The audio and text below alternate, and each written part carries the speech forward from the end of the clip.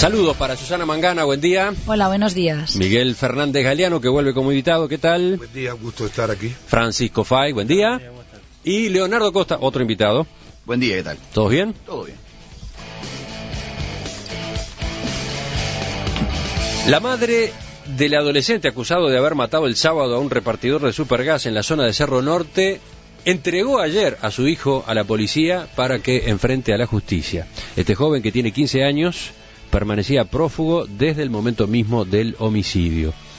La noticia contrasta con otra que se conoció 24 horas antes. El lunes, la justicia procesó con prisión a las madres de dos niños de 11 y 13 años de edad que también participaron en aquellos hechos del sábado. Esas madres fueron procesadas por el delito de omisión de deberes inherentes a la patria potestad.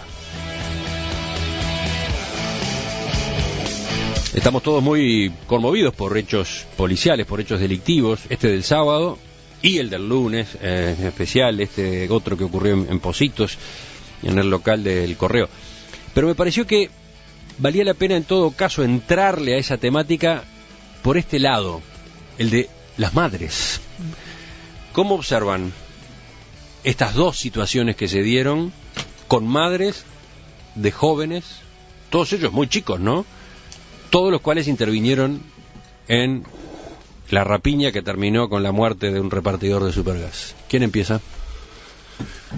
Yo. Dale, Miguel. No hay problema. Breve, una ronda rápida. Sí. Yo creo que estos hechos se están expresando de manera muy contundente, más allá de que aparecen actores más profesionales en el delito, en el caso del episodio de Pocitos. Creo que la participación, sobre todo de adolescentes, de jóvenes y de niños, está enmarcada en un proceso de exclusión social, de reproducción biológica, social, intergeneracional de la pobreza, que termina en un proceso de exclusión social, de segmentación, de guetización y de multiplicación de los efectos sociales. Esto no justifica, no diga, de modo alguno significa que no haya que intervenir, pero creo que la multicausalidad social que hay atrás de esta participación del delito es innegable. Es un tema sobre el cual no solo hay que preocuparse, sino que hay que ocuparse, y los tiempos para ocuparse de este tema son sin duda perentorios y urgentes, pero por otro lado los cambios culturales que supone esto son muy difíciles. Y yo quiero señalar, sin ningún tipo con el mayor con la cautela que creo que hay que tratar toda esta situación, con la prudencia, y con la grandeza con la que hay que tratar toda esta situación. Yo quiero señalar que estos chicos de hoy, de 11, 13, 15, 17 años, estaban naciendo, y hice por eso todo ese paraguas de cautela, que no es tirar la responsabilidad de algo, estaban naciendo en ese Uruguay de la crisis profunda del 2002. No estoy estableciendo una relación de causalidad y de responsabilidad, estoy diciendo el contexto social en el que se produce los fenómenos de exclusión, que me parece que hay que mirarlos. ¿Para qué? Para saber la latencia que tienen algunos procesos y la importancia de intervenir sobre ellos en el proceso largo que tienen. ¿Otros comentarios, Leonardo? Sin referirme a eso, porque creo que es un tema que es profundo, es lateral de alguna manera a la pregunta que tú hacías, ¿cómo vemos lo de las madres en relación a esto? Yo creo que el primer procesamiento de una madre por un hijo sometido a su patria potestad y con un niño no sometido jurídicamente o inimputable absolutamente penalmente, como es el caso de un menor de 13 años, creo que es una respuesta inteligente de parte del sistema judicial, de decir acá además hay una omisión de los deberes de la patria potestad. Alejandro de Salinas, uno de nuestros oyentes, dice que esta otra madre, la que entregó al hijo, no lo hizo por un gesto moral, lo que pasa es que no quería ir ella en cana. Yo iba a ir justamente a eso. Esa respuesta preliminar que da el sistema judicial a una situación terrible como la que vivimos, hay que mirarla también la respuesta que da la otra madre. Y la respuesta de la otra madre es una respuesta racional, en el fondo, del punto de vista de lo que es la lógica de la sanción, el delito y la sanción. Gary Becker, que fue uno de los grandes que estudió esto, decía que en la medida que la gente tenga percepción de riesgo de que se incumple una norma va a tener una sanción, uno podría analizar esta segunda madre como diciendo, bueno, el riesgo penal ahora recae sobre mí y por tanto yo lo que voy a hacer es horrible, entregar un hijo, en fin, una situación dramática moralmente y familiarmente, pero también, y acá la parte de duda al menos es, si la madre no lo hace a sabiendas de que el sistema en sí mismo no va a ser demasiado duro con este chico, y por tanto las consecuencias para este chico no van a ser muy grandes. Pero en todo caso, mirando la parte positiva, yo creo que es una buena respuesta de un lado que tiene una correlación en una percepción de riesgo de la respuesta del sistema penal ante un hecho como este. Otro oyente anota, ¿no es sugestivo que no aparezcan padres? Claro, Sí, claro. Sí, pero parte de quizás de un gran problema de fragmentación que hay ahí, ¿no? ¿Quién sigue, Pancho? Bueno, justamente ese era uno de los problemas, que no hay padre, o por lo menos no parece que lo haya en su responsabilidad, y eso marca cierta estructuración familiar. Me parece que es un signo claro, como decía Leonardo, de cambio social, de responsabilización de los adultos, y creo que por ahí puede pasar parte de la solución. Yo creo que estamos... A ver, es un cambio necesario, pero estamos ante una situación que se nos fue un poco de las manos. Capaz que la televisación, digamos, del fenómeno de Positos impactó muchísimo, pero hace ya años, 2 por lo menos, que todas las semanas muere un joven en algún barrio periférico de Montevideo de algún balazo. Y esto, por supuesto, que no es una cuestión que se pueda llevar a la crisis del 2002. Me parece que eso es un razonamiento absolutamente menor y completamente inconducente, además. Pero desde el punto de vista de lo que es la situación actual, creo que estamos ante una fotografía de ruptura que no se arregla fácil, además, porque todos los signos, todos los datos que tenemos, fíjate tú, vamos a algunas, para ver hasta qué punto, cuando se lo encara mal, las consecuencias del diagnóstico son terribles. Vamos a las cifras, ¿no? Que a veces son las más ilustrativas. En 1986 el Uruguay tenía 46% de pobres, la dictadura entrega el Uruguay con 46% de personas por debajo de la línea de pobreza, pero de los menores de 5 años, los pobres eran el 63%. O sea, prácticamente 2 de cada 3 niños de menos de 5 años estaban por debajo de la línea de pobreza. La democracia lleva ese guarismo al 15% en el 94 y al 30% de los menores de 5 años en el 94.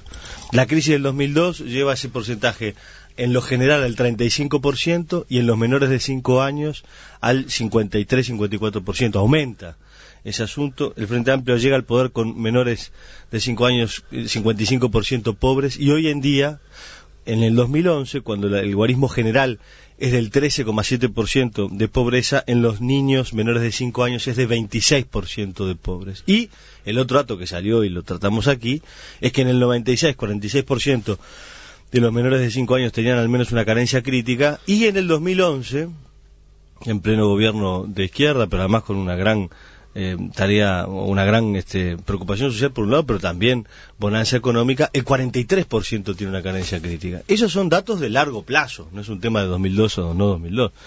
Y esos problemas de largo plazo son los que realmente redundan en esta situación actual. Susana. Sí, yo lo quería ver por el lado justamente porque sabía que nos acompañaban expertos en materia jurídica o que por lo menos entienden más que yo en el aspecto legal. A mí me parece que encarcelar a las madres seguramente desde el punto de vista legal sea una medida posible y que es bueno que también se tome nota a nivel de sociedad de que esos deberes fueron omitidos como madre, como la que tenía o ostentaba la patria potestad, pero me parece que nos revela en todo caso esa fotografía de la que habla Francisco, de que realmente, fíjate que son madres solas, no sé si solteras, separadas, divorciadas, viudas, no importa, el caso es que son jefas de hogar, muchas de ellas que trabajan o no trabajan. Yo creo que aquí se necesita un plan de contingencia. La realidad de la sociedad uruguaya ha cambiado. Yo no quiero entrar en discusiones del tipo más de corte también vincular la pobreza a etapas y gobiernos diferentes del país.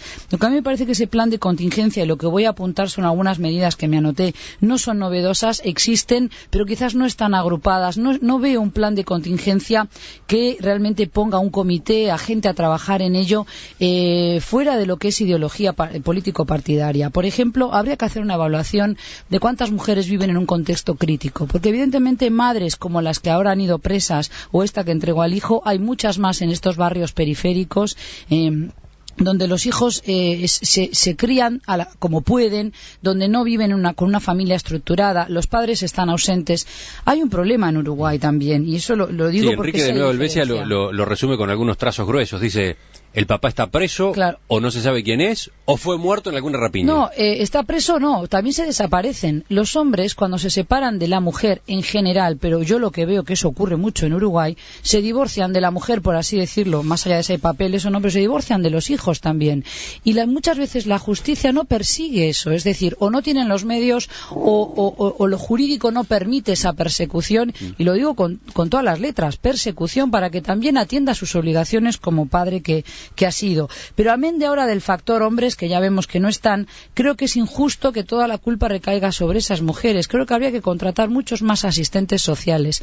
Se necesita hacer un censo de este tipo de familias, por llamarlas de alguna manera, que están viviendo una situación crítica y donde hay menores involucrados. Yo diría que además todos los centros que hay especializados, no sé si se llaman INAME, INAU, ya me confundo con las siglas, si evidentemente estos jóvenes allí no reciben el tratamiento adecuado, no hay las medidas de seguridad que impidan que vuelvan a fugarse en breve, habrá que dotarse de otras medidas. No siempre tendrá que ser el Estado. Lo que digo es que para todo esto, que no es novedoso, yo lo sé, pero creo que es un plan de contingencia que tiene que ser implementado ya, quizás haya que compartir esto con asociaciones que existen, que ya trabajan en barrios carenciados. Hay cantidad de jóvenes voluntarios que hacen tareas muy loables, pero en Uruguay hablar de cuestiones religiosas cae mal, porque está ese prurito de que pertenecen a una iglesia, están haciendo proselitismo. Yo creo que hay que evitar ese tipo de pensamiento chiquito, mezquino. Realmente creo que hay que también apelar a los famosos, me refiero.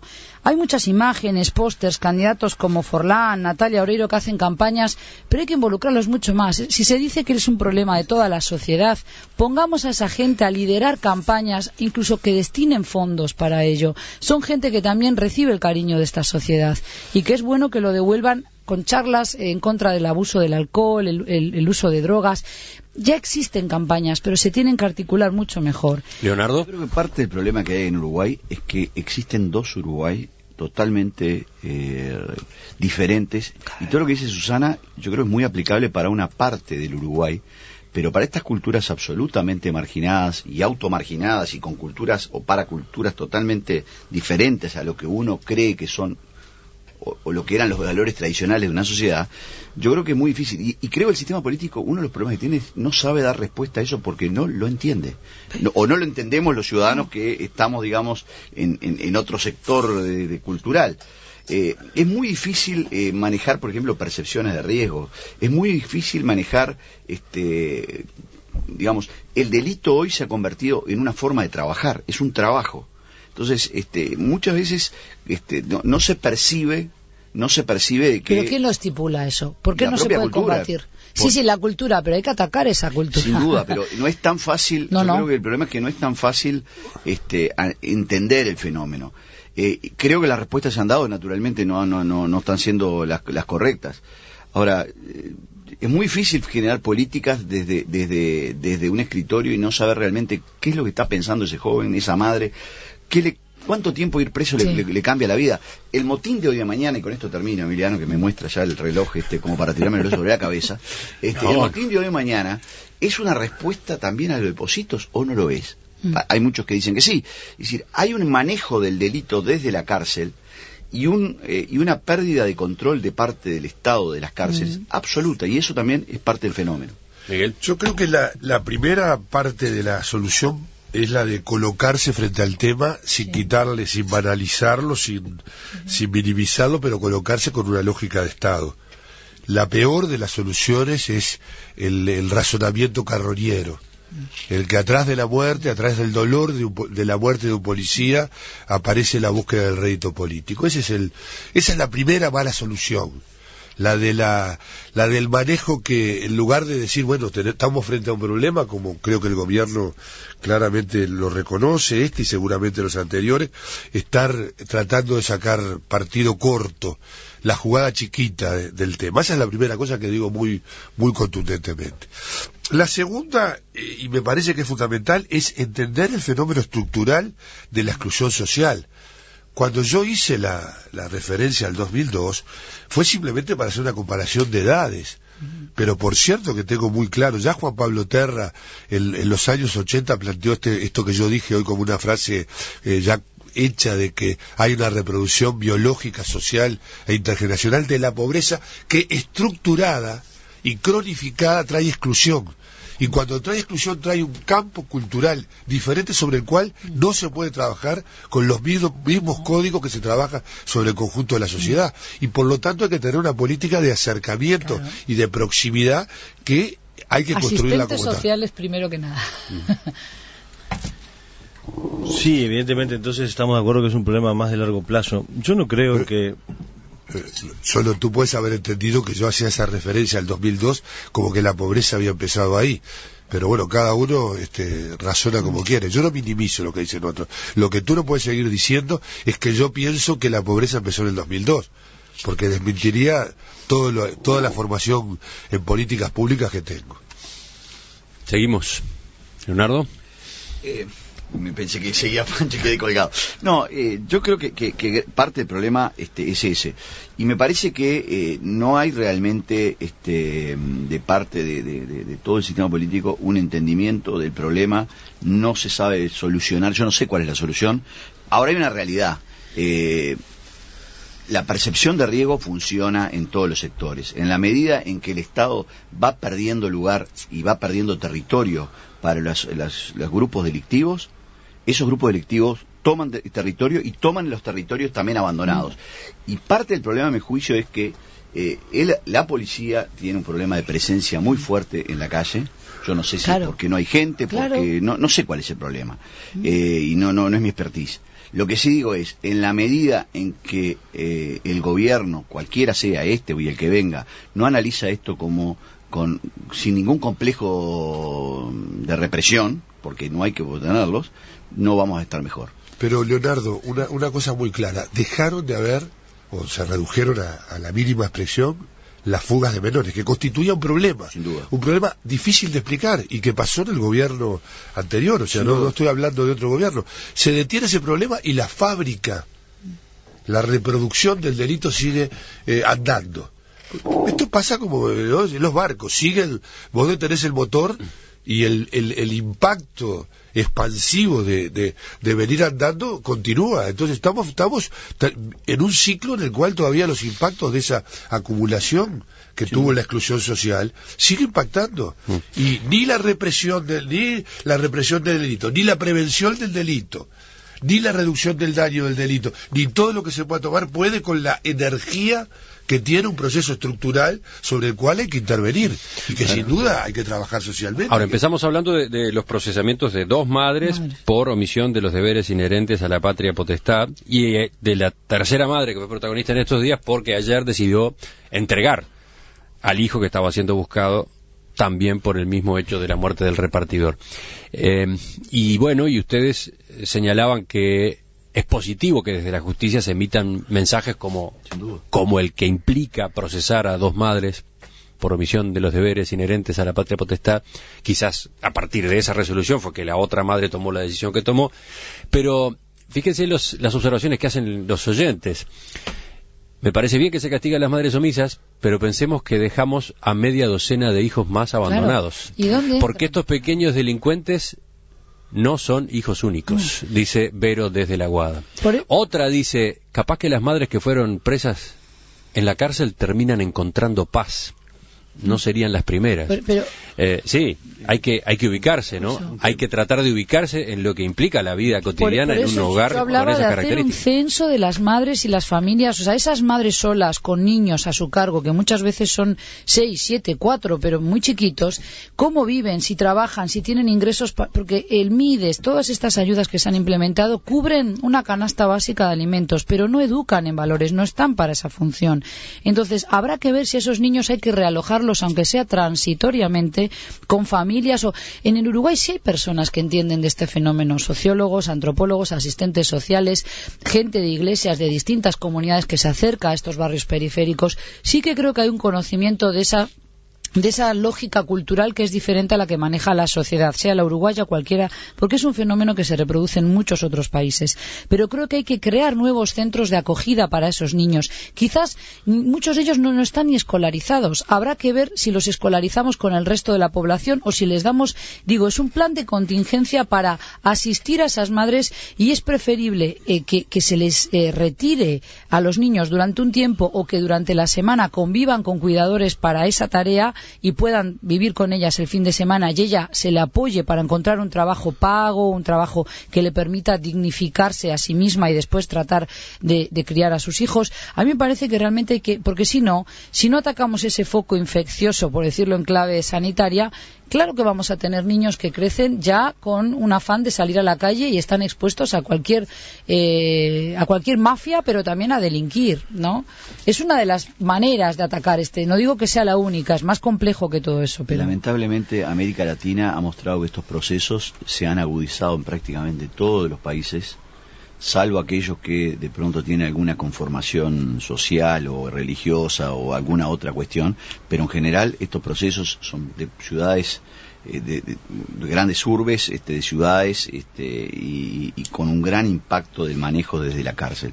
San Pablo creo que ha mostrado eso. Si uno va por Centroamérica, estos procesos, salvo en Costa Rica y en Panamá, en todo el resto de los países son terribles. Entonces, la verdad que son de esas cosas que uno que trata de opinar y dar alguna opinión de muchos temas, ese es el único que no sé cuál es la solución. Otro oyente plantea una pregunta más, y esta sí que también es incómoda, ¿eh? Hemos estado hablando de los niños procesados, porque en algunos casos directamente son niños, ¿no? Procesados o partícipes de algunos de estos hechos delictivos, con respecto a los cuales la justicia hace lo que el Código de la Niñez y la Adolescencia permite, ¿no? A los menores de 13 años directamente no se les puede iniciar proceso. Bueno, estamos hablando de esos niños, estamos hablando de sus madres, estamos hablando de sus familias, pero hay un oyente que pregunta, ¿y los niños de los muertos? ¿Los niños claro. del repartidor de Supergas muerto? ¿O del policía? ¿Los niños del policía muerto? Claro. ¿Y de ese otro drama? Es un ¿Qué drama decimos? terrible, Pues que hay que asegurarse que no queden tan desamparada esa familia, que finalmente ese niño acabe teniendo que vivir como el otro que es el hijo o el que cometió el acto Estos son temas delictivo. Que son terribles humanamente. Es una cuestión de dinero también, Leonardo. Yo creo que hay que destinar, no sé de dónde se podrá sacar, esa es otra cuestión, pero tanta ayuda que a veces se pide en el exterior, buena parte de esa ayuda tendría que ir destinada también a crear más puestos de policía. En Uruguay no se ve, y esto no es porque yo quiera vivir con la orden encima, ley y orden en la calle, no, pero se necesita ver más policía en la calle. Es una medida que es una barrera para el delito. Cierro con otro mensaje más. Este lo manda Ignacio y dice: una balacera con muertos en Cerro Norte o en el Marconi ya parece parte del paisaje. Pero ver lo mismo en Positos por la tele ya es otra cosa, porque nos afecta directamente a nosotros, entre comillas. Ojalá que la tragedia sirva para sacar de su modorra a los legisladores, que son los únicos responsables de que las cosas sigan por este camino, dice el oyente. Bueno, ese punto ya da para discutirlo durante media hora más, ¿no? Pero tengo la impresión de que está buena la observación inicial, ¿no? Sí, porque ubica el problema en nuestra casa, es decir, en el barrio de clase media por esencia, Montevideo. Es que es lo que tiene la exclusión. La exclusión crea el fenómeno de ellos y nosotros. A la patria potestad. Estamos todos muy conmovidos por hechos policiales, por hechos delictivos, este del sábado y el del lunes, en especial este otro que ocurrió en Positos, en el local del Correo. Pero me pareció que valía la pena en todo caso entrarle a esa temática por este lado, el de las madres. ¿Cómo observan estas dos situaciones que se dieron con madres de jóvenes, todos ellos muy chicos, ¿no? Todos los cuales intervinieron en la rapiña que terminó con la muerte de un repartidor de Supergas? ¿Quién empieza? Yo. Dale, Miguel. No hay problema. Breve, una ronda rápida. Sí. Yo creo que estos hechos se están expresando de manera muy contundente, más allá de que aparecen actores más profesionales en el delito, en el caso del episodio de Positos.